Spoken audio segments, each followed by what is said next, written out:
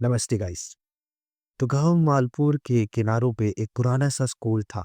लाल ईंटों का, टूटी खिड़कियों वालों और कई सालों से बंद।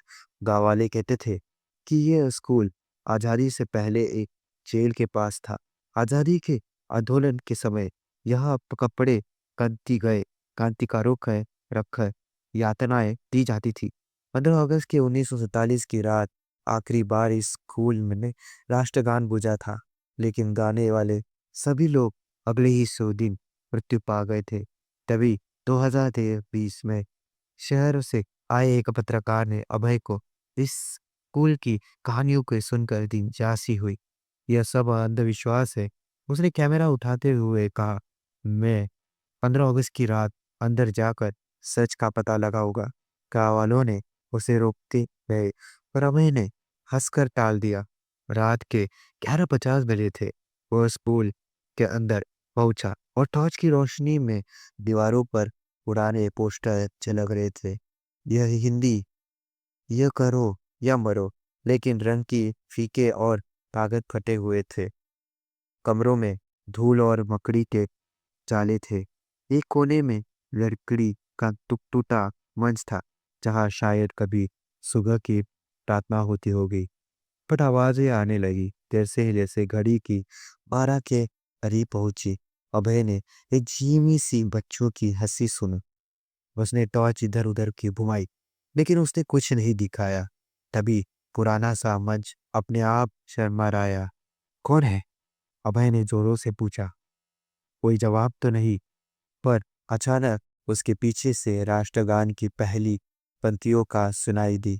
बच्चों की मासूम आवाजें में, लेकिन बेहतर धीमी और ठंडी।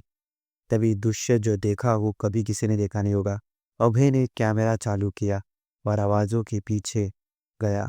एक कक्षा में उसने देखा, वहाँ आधा दर्जन कछुए सफेद कपड़ों में खड़े थे, हाथों में तिरंगा, आंखें खाली और चेहरों पर हल्की सी मुस्कान।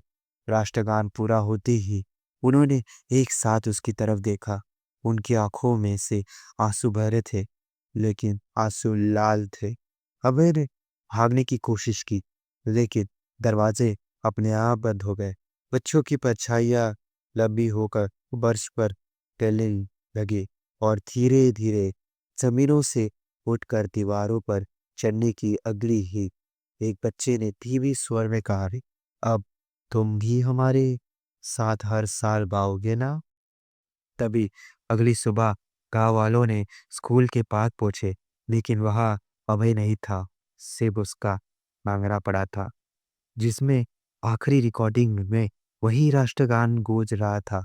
और अंत में अभय की आवाजें आई, जो भीड़ के बच्चों के साथ गा रहा था।